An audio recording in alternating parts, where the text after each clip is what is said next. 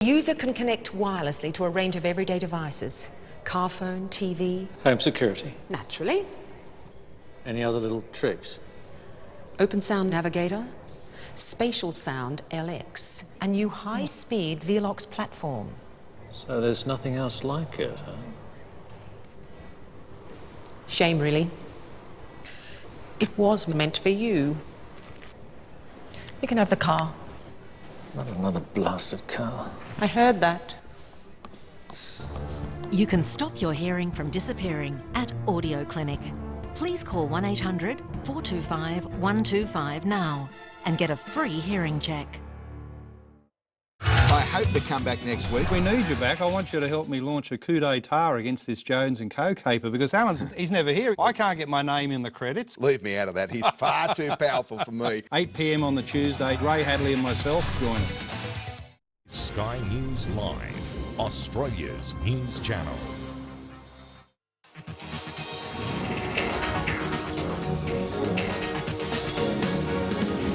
From our Sky News studios in Melbourne, live, the Bolt Report. Now, Andrew Bolt.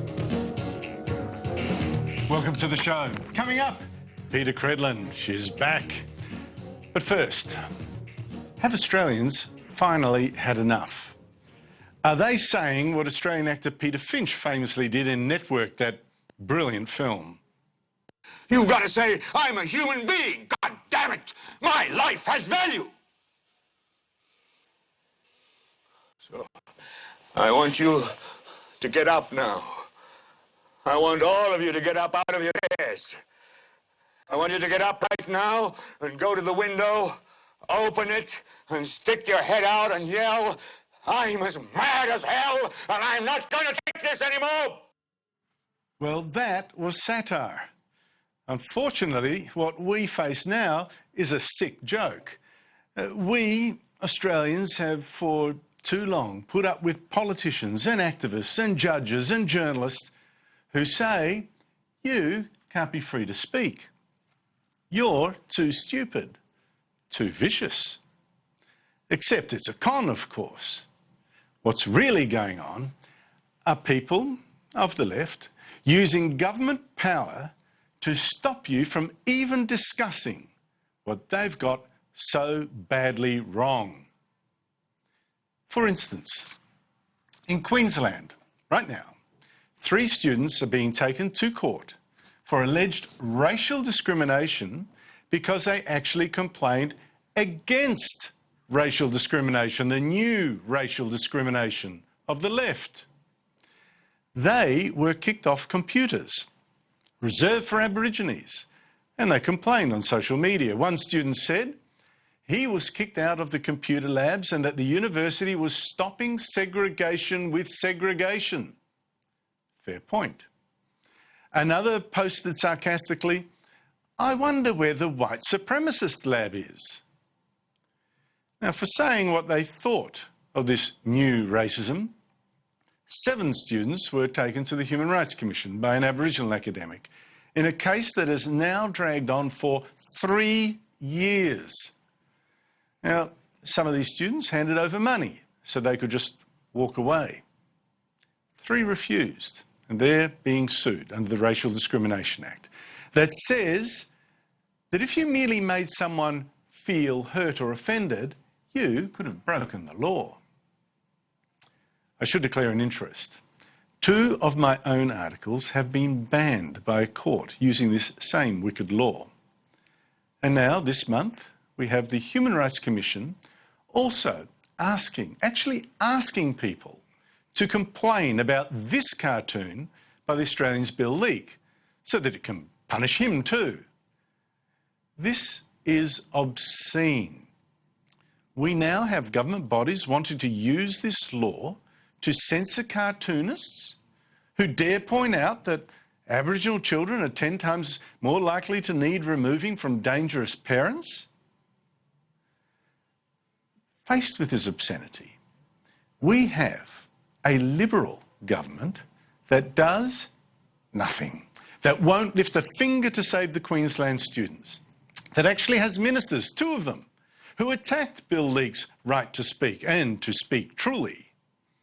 I thought it was not all that tasteful. There are other ways you can tackle these issues. It's not what we need to move forward. But just when I thought Australians had lost their pride, were happy to put on that muzzle, guess what? Can you hear them? Mad as hell. First, of course, there were the 600,000 Australians who voted for Pauline Hanson's One Nation party last month. Many simply to protest against this censorship and the abuse of the kind that Hanson has had to endure every day. Now you're kicking the Muslims around. You're just a racist redneck with your red hair. Go away. Go back to Ipswich and your fish and chip shop. Another million Australians voted for other parties, including the Liberal Democrats and Darren Hinch's party, which, like Hanson, have also promised to change the Racial Discrimination Act so you can't be sued just because some activist says you're offensive. To say that you might offend and insult somebody is a criminal offence, I'm offended and insulted by the fact that that's in legislation. This revolt has grown stronger just this past week. Last Friday, former Prime Minister Tony Abbott also said this law must be changed. The decency and fair-mindedness of the Australian people will always be a better defence against hate speech than a law administered by ideological partisans. Yet our Parliament prefers to tolerate over-the-top prosecutions than to upset thin-skinned activists. On Saturday, the Liberals' West Australian branch also called for the law to be changed, and plenty of Liberal politicians agree, even if Prime Minister Malcolm Turnbull does not. And now, the country's biggest newspaper group, the Murdoch News Corp, which employs me, has declared war on the news censors too. I was at its annual awards night on Friday and heard its international boss, Robert Thompson, an Australian, tell journalists and editors to fight the new enemies of free speech, as I've been trying to do for years now. We're mad as hell and not going to take any more. Bring it on.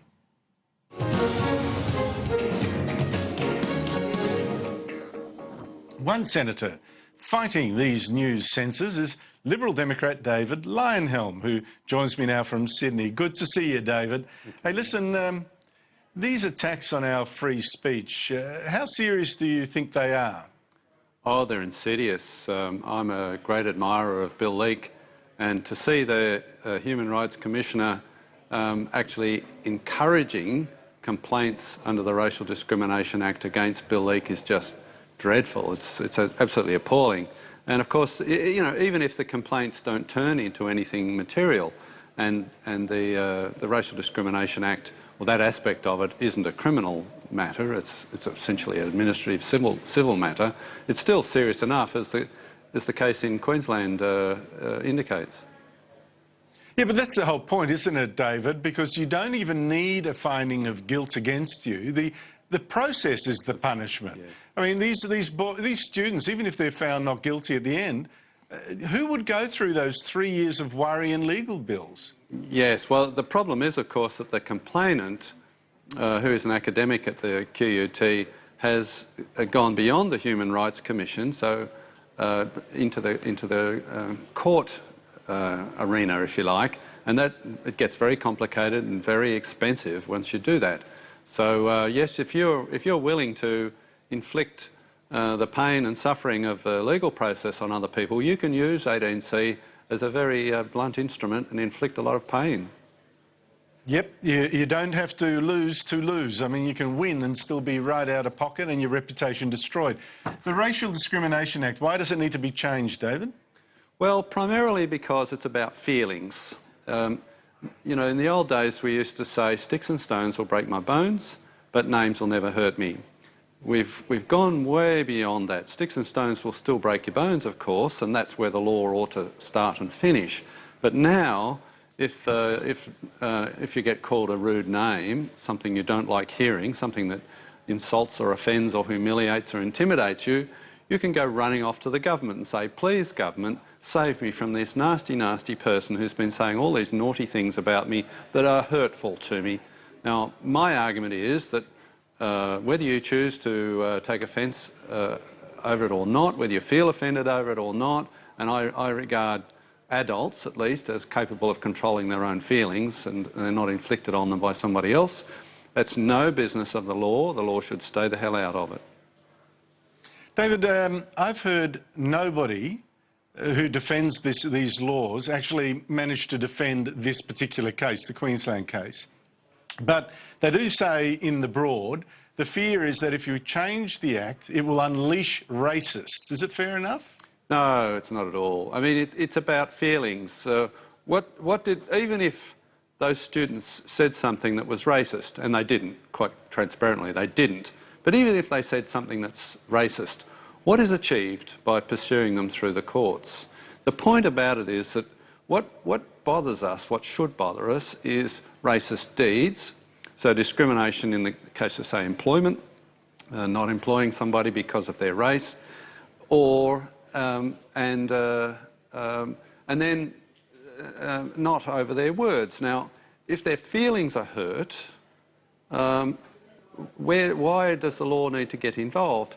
All we need to do is prevent people from being discriminated against actively, such as we saw in apartheid South Africa and so forth, and then let people say, if they've got racist thoughts, say those thoughts without legal restriction, and then deal with them by attacking them in open forum. The easiest way to stop people from having racist thoughts is to challenge those with words. We can't challenge them with words if we don't hear their words in the first place. You verge on something there, something I've detected, the hypocrisy of many of the advocates of these laws to stop people having hurt feelings seem to have no problem hurting other people's feelings, who are the approved villains. And I mention that in this context. You also want to ridicule these same laws. You are complaining to the Human Rights Commission under this very same law about this article in the Sydney Morning Herald by Mark Kenny, abusing you as boorish, wacky, an angry white male, note the racist abuse, among other cheap insults from a journalist of the left claiming to be more moral and claiming to be against hate speech. What do you aim to prove?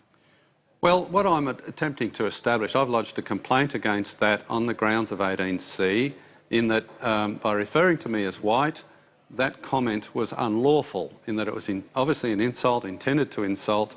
Under the terms of 18C, it's likely or reasonably likely to insult, offend, humiliate and so forth. So what I'm attempting to show is that it's ridiculous.